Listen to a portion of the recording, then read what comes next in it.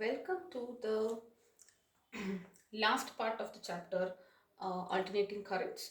We will be discussing about the power consumption. We've already done with the LCR and electrical resonance. Now we will be understanding about the power consumption in a circuit, okay, and then followed by transformers. So you know instantaneous voltage is given by Vm sine omega t and I is given as Im sine omega t plus pi. Now this pi can be negative also. In general we are writing it as plus phi. Depending on the circuit, phi can be positive or negative. If it's positive, it is capacitive overall. Negative, it is inductive. And if it is zero, it means it is resistor. Okay, so now let us write it. What will be your max current? Isn't it Vm by total resistance, that is impedance. So what will be your, now we are talking about power. So what will be your instantaneous power? It is V instantaneous into I instantaneous, these two. So you will write it as Vm sine omega t and this. So I will write it together, Vm Im sine omega t into sine of omega t plus phi. Alright, so this is how I will be writing it. Now, you know that what is cos of A minus B? Cos of A minus B is cos A cos B plus sin A sin B. Right? This is cos of A minus B. And what is cos of A plus B? Okay, it is the same thing with the negative sign. So if I do a subtraction here, won't I get 2 sin A sin B? Because this term will get cancelled. So you will be getting 2 sin A sin B. Why? Because minus into minus will be plus, sin A plus sin B, sin A plus sin B. You will be getting 2 sin A sin B. Now what will be sin A sin B? You will take 2 on the other side. So can I write this as, this is like cross multiplication, right?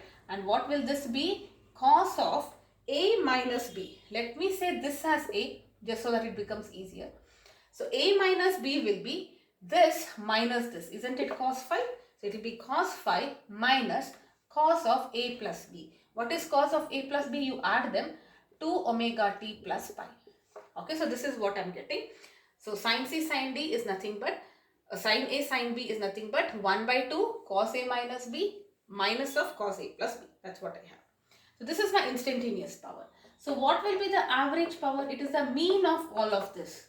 Correct? So at every instant I am getting so many values depending on the value of t. Average you are taking the mean of it. So what is it? This is a constant. So this comes out. Okay, so this comes out. It is nothing but the mean of these values. Correct? So cos phi minus cos of 2 omega t plus pi, the mean average of all of this. And what does it depend on? It only depends on this t. Correct? Now t on an average in a complete cycle, look at that. Whatever is on the upside, the same thing will be on the downside. So this whole thing will be 0. The reason is because this component will be 0 because it changes with the time overall. Right? So 2 omega t plus pi will be 0 because this is an oscillating part. Over a period of time, I can tell it as 0. So what will be your P average? Im Vim by 2 into cos pi. Alright, so can I write it as Vm by root 2 into Im by root 2 into cos pi, because most of the times we would like it in terms of RMS. So this is nothing but VRMS and this is nothing but IRMS into cos phi. So normally when we say power, V into I is what I do. Correct? That is in the case of my resistor circuit. But if I'm having, now if you're having resistance, you know this is 0, it is nothing but this. But if you're having resistor, capacitor, inductor, everything, you have to multiply by cos pi as well. Alright, so this cos phi is what I call as the power factor. Okay, so your instant average power is nothing but VRMS, IRMS, normal that is, into cos phi. I can also write this as V square by R. R is Z here. So V RMS square Z into cos pi or I square R. So I RMS square Z into cos phi. This also I can write it. Alright. Now moving forward.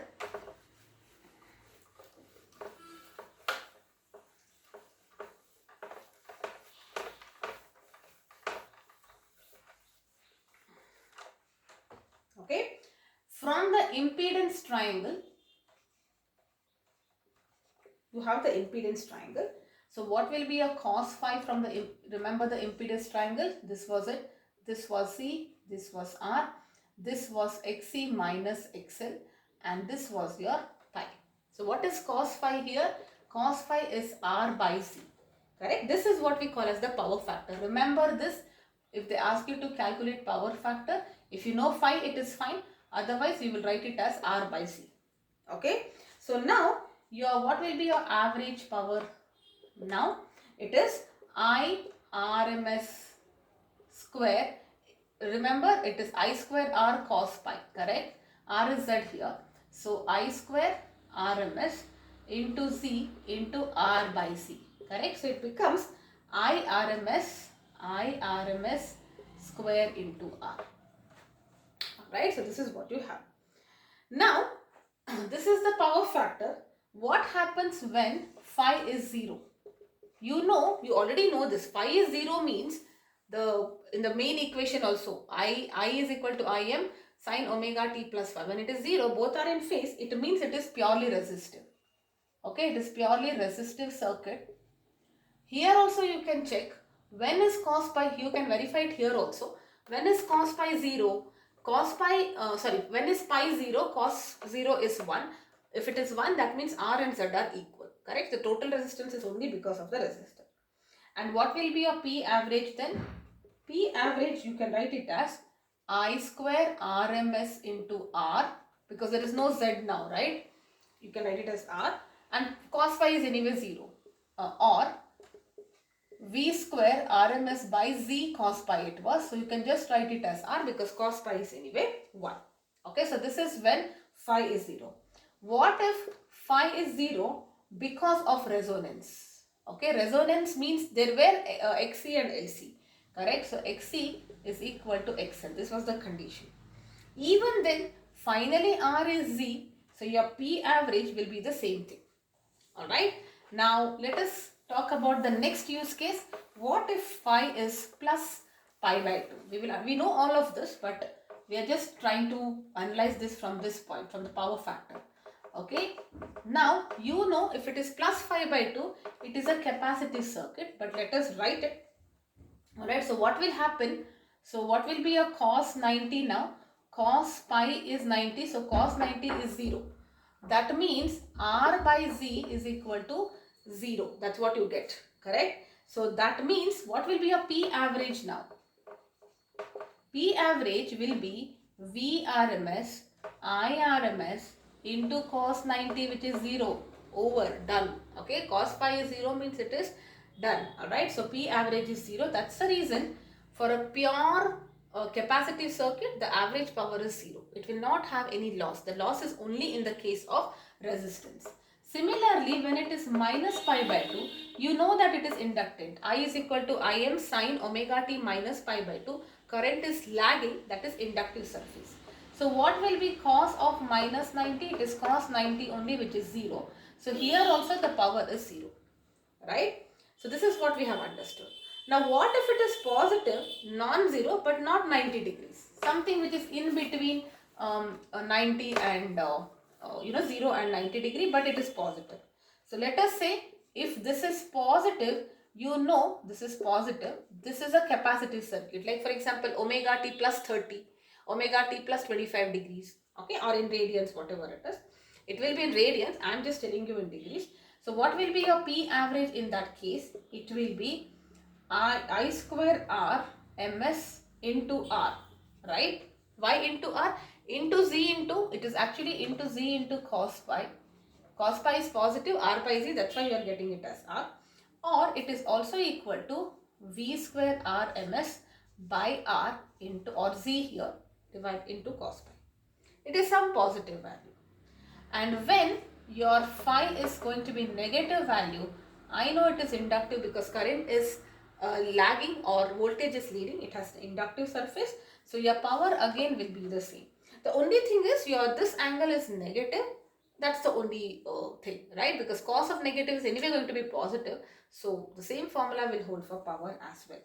So now you don't have to remember the special cases as such. If they ask you power related problems, theory is not really important for the exam point. Theory is only required so that you understand the situation better, you get the right understanding, so that you can do the numericals better. Okay, only for that purpose you have all the theories, right? So if they ask you power, average power, always remember it is going to be VRMS IRMS into cos pi. That's all.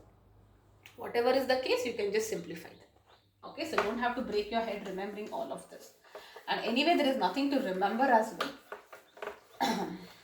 Yes. Alright, so let's quickly do a couple of questions before we start with the transformer so that you get a feel of this. Alright, so let me take some questions. An electrical appliance, this is a beautiful question. An electrical appliance rated, I'll write the question then I will be explaining. 20 volts, 5 watts is connected to a capacitor. Okay, is connected to a capacitor in series with a source of 220 volt EMF. Alright, frequency is 50 hertz. You have to find the value of the capacitance. So how does it look like? Now, electrical appliance means it will have a resistance, right? So this is my electrical appliance and a capacitor which is connected to a source, and this is 220 volts and 50 hertz. Alright, and what is this? This is 20 volts and 5 watts. This is the rating. What is the meaning of this? If this is operated at a voltage of 20 volts, its power will be 5 watts. Okay, so that's the meaning of this. Whenever they give you the rating, it means that if this device is operated at 20 volts voltage, its power will be 5 volts. Now you need the capacitance. Alright, so can I find Z here? Because what is Z? Z is R square plus XC square here, because there is no inductor. XC minus XL is not there. So R also I don't know. I don't know what is this. This is nothing but 1 by omega C. I don't know what is C, and in fact C I am supposed to find it out. Correct? So unless I know Z and R, I will not be able to calculate it. Now how do I get, because there are two unknowns here, how do I get the value of C? First of all, is it possible for me to find the value of the resistance here from this data? Alright, so you can find the value of the resistance. This is for the appliance. What is it? R is equal to V square, P is equal to V square by R. Correct? Only this resistance. I'm not worried about capacitance. Alright. So I'm only analyzing this part now. Okay. So R will be V square by P. So what is it? 20 into 20 by 5. So it will be 80 ohms. This will be the resistance. Okay. Just a second. So you get the resistance. What will be the current? P is equal to VI. Again only for this. What will be your I? I will be P by V, which is 5 by 20, which is, what will be the current? 1 by 4 or 0.25 amperes. Okay, so this is my current.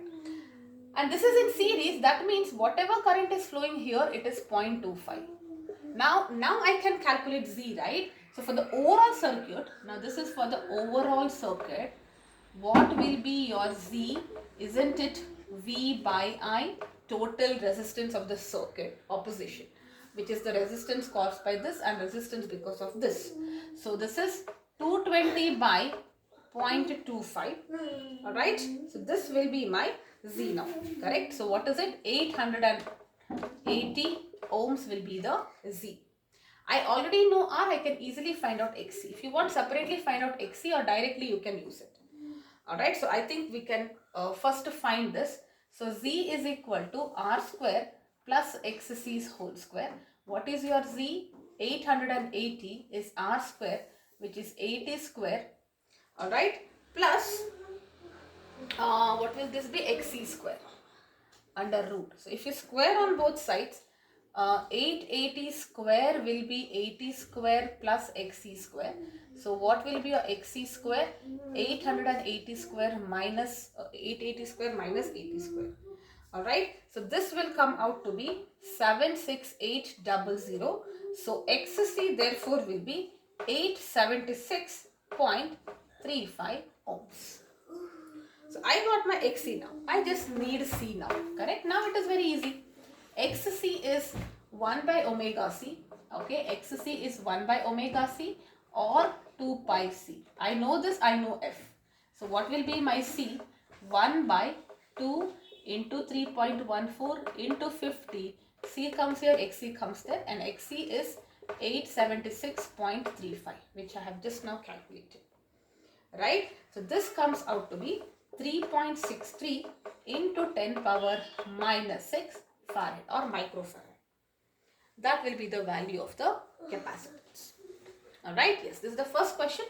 I will take one more question.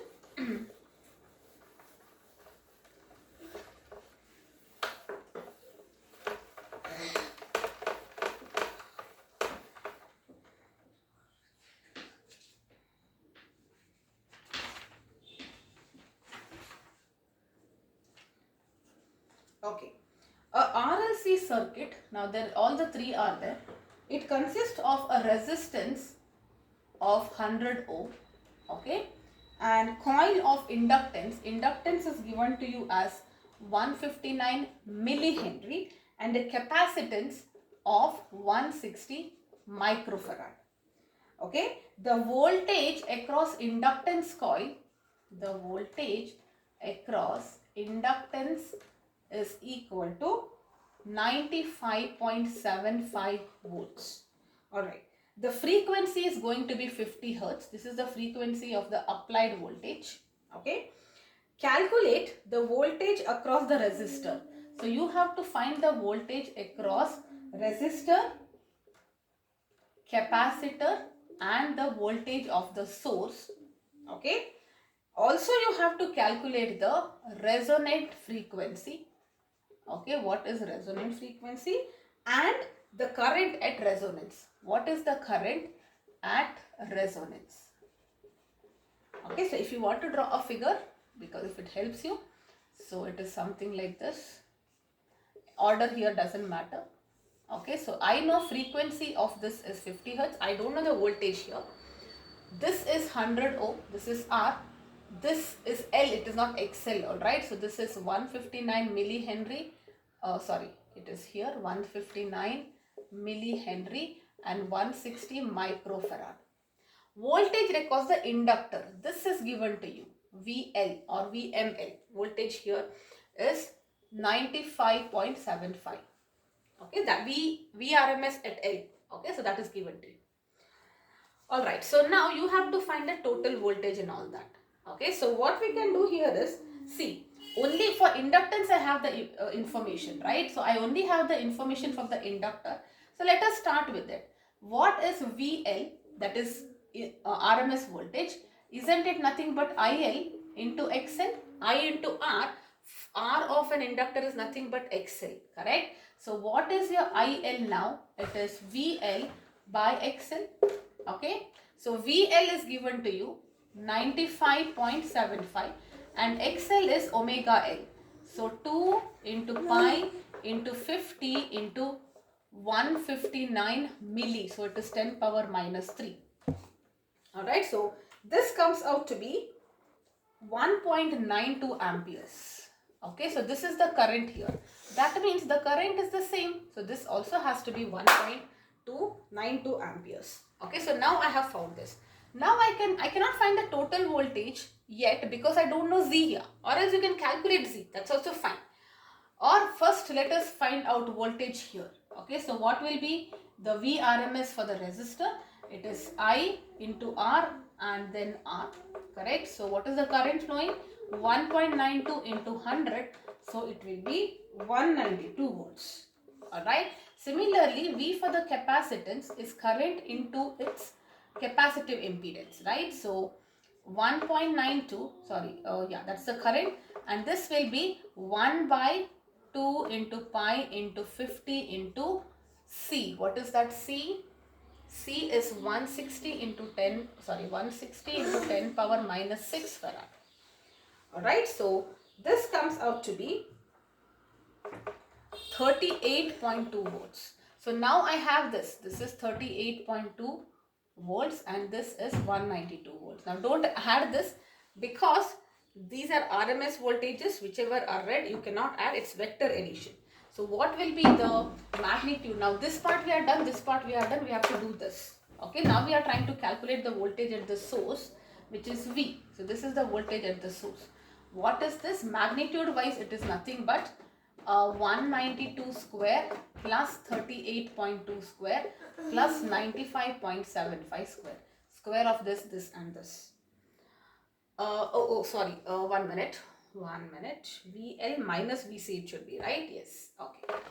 It cannot be this because it's vector addition, right? So it will be 192 square plus VL minus VC. 95.75 minus 38.2 whole square. Okay, that is my magnitude of the voltage. I can, if I know individually it's fine, but I don't know individually, so I'll have to do it this way. Okay, so this comes out to be 200 volts. So that means this is definitely 200 volt. It should be greater than all of them. Now we have to calculate the resonant frequency. So these three voltage part is done. You have to find the resonant frequency. Resonant frequency is 1 by 2 pi into root of LC. Correct? So I have all the values I can easily calculate. 2 into pi, which is 3.14. Root of L, 159 into 10 power minus 3. 160 into 10 power minus 6. Now you can write this as 9 and try to split it. That is also fine. Take half of it out. That is also fine. Or if you are not comfortable, just do it the regular way you can. Okay, so this is coming out to be 31.55 hertz. This is a resonant frequency. You have to find the current at resonance. What is the current at resonance? Let me say it as I. It is V by Z. Z at resonance is nothing but R, correct? So it is nothing but V, which is 200, and current should be greater than this current. What was the current? 1.92, right? It should be greater than that. So this will be 2 amperes. Definitely it is greater. Max current it is. It is greater than 1.92. Okay, so this is it. These are some of the questions related to power. Let's now continue with the transformer part. Alright, so the last part here is about transformers, a very small topic.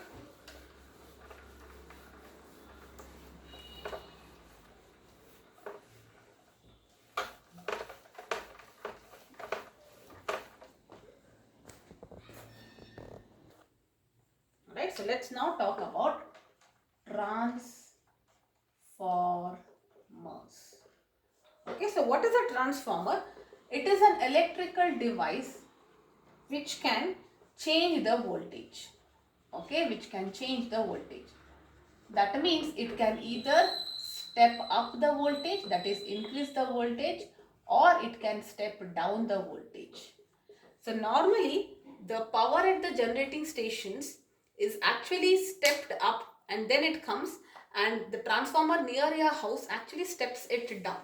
The reason why you want to step up and then transmit power is because to minimize losses. Alright, if the voltage is high, losses will be lesser. Okay, because the resistance overall remains same. Correct? Think about it. P is V square by R. If your voltage is higher, this will be lesser. Okay, so for that reason, it is convenient to actually transmit power at a very high voltage. So it is stepped up at the power stations, and there are various levels though, but I'm just telling you the connection between power stations and what happens when you receive it, the transformer right outside your house, it is stepped down. Alright, so it is used to change. Now, what is the principle here? The principle is based on mutual induction. That's all. What is mutual induction? There are two coils. The current is, there is an alternating current which is supplied to the first coil, which is called as the primary coil. The magnetic flux changes. The magnetic flux linked to the second coil also changes, because of which an EMI is induced in the EMF is induced in the second coil. Alright. So let us say this is how the transformer look like. This is my primary coil and this is my secondary coil. So let us say it has N turns and this has NS turns. Okay, so generally the word primary is where the EMF is supplied. Okay, that means you are giving input here. And we say secondary wherever EMF is induced or generated. Okay, this is the output part. Alright, so the coil is something like this. Okay, now let us say this is VP. They are not connected. I mean, only to show you the linkage I am just writing. The voltage at primary will be VP, which you are supplying. This is what you are inputting, and Vs is the voltage which you will be getting it.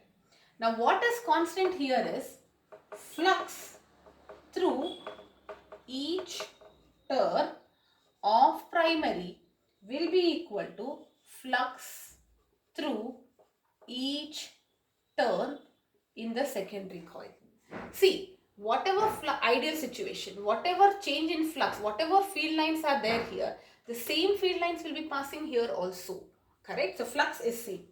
That means what will be the EMF induced? EMF which is now I'm not talking about the supplied EMF induced. Now there is self-inductance here and mutual here, right?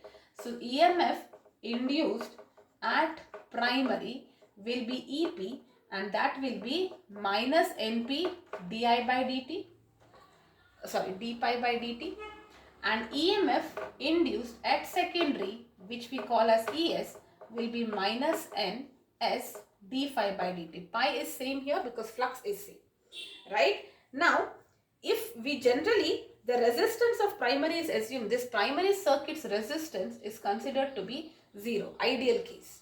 That means whatever is your EP is equal to VP. The voltage, and there is no loss because there is no resistance. Usually EMF is V plus IR, right? So there is a loss in the form of IR. But there is no resistance here, so EP will be equal to VP. Alright, and for open current in the secondary, you can also write it as ES is equal to VS. So now what you can do, if you just divide this, EP by ES will be VP by VS. Why? Because of this. And this gets cancelled, minus minus gets cancelled, it is NP by NS. Right? So if NP is more, VP is also more. So if I say NS is more, if NS is more than NP, which means that VS is greater than VP, and if VS is greater, isn't it a step up? So that means if you want to step up the voltage, increase the turn. Generally we write the figure like this. This is primary and we show large turn. This is secondary. This is a step up. Alright, step up means NS should be greater than NP. It's a step up because voltage at the secondary is greater. And if NP is greater, the number of turns in the primary is greater, then it is a case of step down. Alright, so this is it. So depending on what you want, you can decide or design the number of turns. Right, so let's now talk about power thing. Alright, so the last expression power, and from power you are going to get the current relation. Alright, so let's talk about power. So from the law of conservation of energy, P in should be P out because total power remains constant. There is no losses, that's what we are assuming. So P is nothing but input, which is VI. So will be Vs and Is. Output, it is secondary, so Vs into Is. P is V into I. Correct? So you can write Vp by Vs will be equal to Is by Ip. So here itself I can add it is Is by Ip. Okay, so this is what you need to remember for all the numericals. Alright, so Vp is directly proportional to Np, but it is inversely proportional to Ip. So if the number of turns are more here, current is less here, but the voltage is more. Simple. Wherever the number of turns is more, voltage is more and current is less. Alright, that's it. The last part will be about energy loss. This is very important because you can get 1 or 2 marker questions from this topic. What are the different kinds of energy losses in the case of a transformer? Energy loss in transformers. Okay. So point number 1, because of flux leakage. Now what is the meaning of flux leakage? So look at that. This is primary and this is a primary coil and this is a secondary. Now we say whatever field line should pass, the same field line should pass here. But there will be many field lines which may not even pass through it. There are many field lines which are like over and above. They are getting leaked. Correct? So the flux linked with the primary and secondary, they are not the same. That means there is some leakage. It's like, consider a bar magnet, right? So it is giving you so many fields like this, like this. If you are considering a conductor here, only these field lines will pass through it, but these are like leaked field lines. Correct? So that is what is the leaked flux. Correct? So if flux linked with the primary is not equal to the flux passing through it, then there is some leakage. Correct? And this leakage will result in energy loss. Because if this leakage was not there, there would have been more flux. More flux means more EMI. Correct? So therefore there is an energy loss. And how can you minimize it? How can you lower this loss? How can you fix this? How can you make sure this leakage is not there? You can be minimized by using common core for primary and secondary. Okay, there is a core. What is the meaning of this? See, if you have a primary coil and a secondary coil, in between you put a metallic core, something which is magnetic, like an iron core. Okay, which is common to both. Now they are actually connected. This is not touching it, it is wound on it. Alright, so all the field, instead of getting leaked, because it is magnetic in nature, it will attract and it will be within this coil only, within this core only. So that is how you can prevent the leakage. Okay, so by introducing a common core. The second is because of the resistance of the windings. Windings means the windings of the coil. Okay, so resistance of the windings. Resistor is a very good device to show that there is a lot of energy loss in the form of heat energy. Correct? So whenever there is resistance, there is energy loss in the form of heat. And if you want to minimize it, if you want to reduce this energy loss, it can be done by using thick wires. How does thick wire?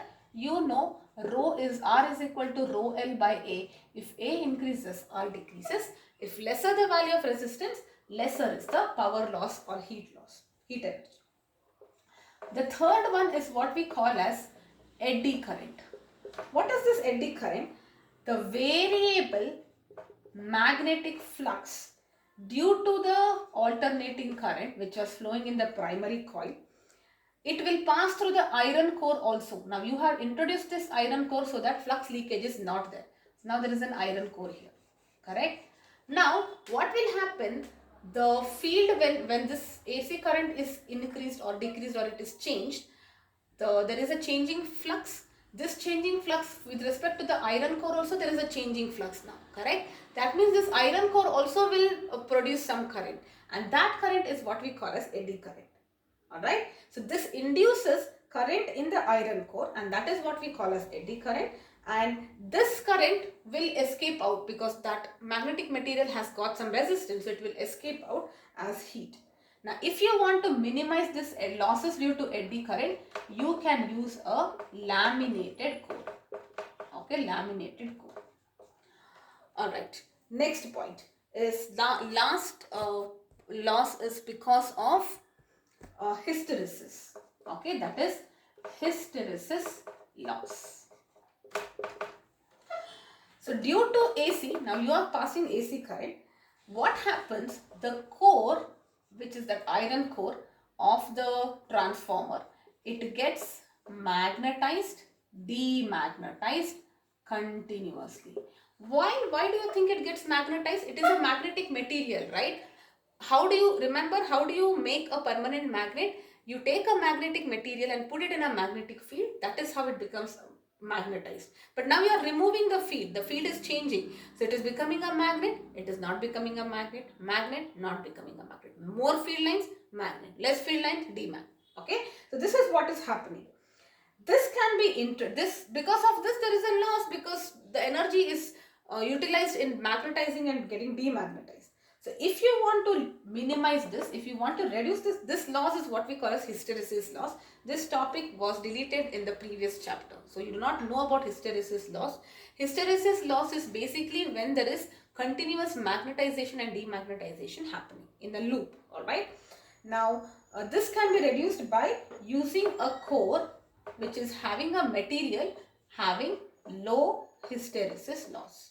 So you choose a particular material and make a core of that material such that the loss is minimized. So these are the four kinds of losses. Losses because of flux leakage. If the flux gets leaked because some of the field lines will not pass through the secondary, to fix that you use an iron core because iron is magnetic, it attracts. Resistance of the winding, if you want, the resistance is causing heat in the form of loss of energy, and to minimize that you can use thick wires. Eddy currents are the current which is introduced because of the changing flux in the case of iron core, which can create a loss due to heat. To minimize it, use a laminated iron core. And hysteresis loss is the loss wherein the core is continuously getting magnetized and demagnetized. Alright, so that is about the hysteresis loss. Okay. We will quickly do one numerical and in transformers and we are done. Okay, so losses and the basic concept, that's all you need to know in transformers.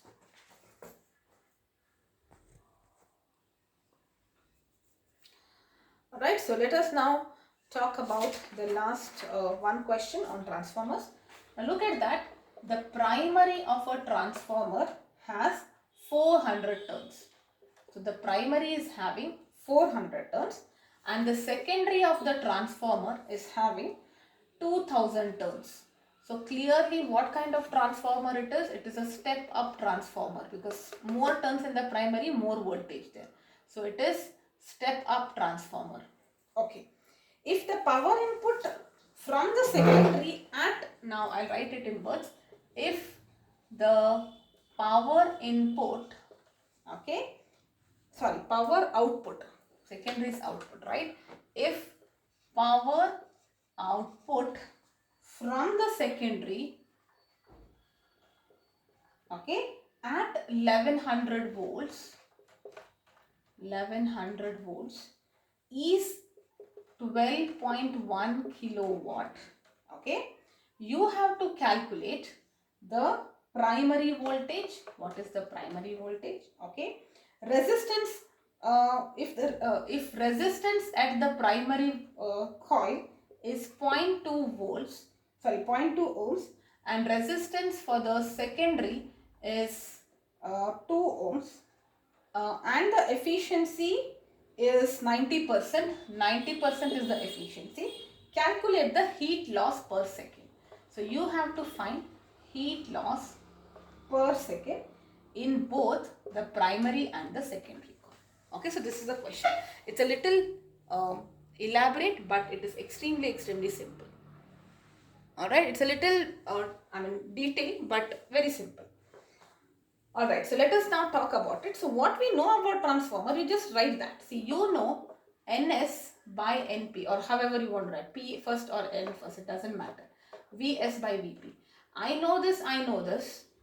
If voltage is given for, this is secondary. So VS is given, I can find out VP. Correct? So what will be VP? VP is VP will be NP by NS into Vs. Correct? Because if I put it like this, it is fine. Yes, NP is given to you 400 by 2000 into 1100. Okay, so this gone. 2 ones are 2 fours are, so it is 220 volts. This is the voltage at the primary. Okay, first part is done. Okay, now resistance are given, efficiency is given. Correct? So let us first find the secondary current because we need this for that, right? So primary current is also not given, so you have to find both of them. So let us see what is the power in the secondary is given to you. 12.1 into 10 power 3 watts. Right, so you can easily, voltage is given, Vs is 1100 volt. So what will be Is?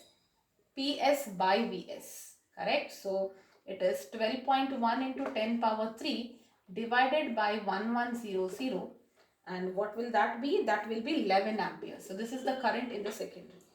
Alright. Now let us find the efficiency. What will be the, we need to find the, what do we need to find? Heat loss per second, right? Yes. So what is efficiency? Efficiency is output by input, power output by power input. That is efficiency, and this is 90%. So 0.9, what is power? V output, output is secondary, so it is Vs Is by Vp Ip.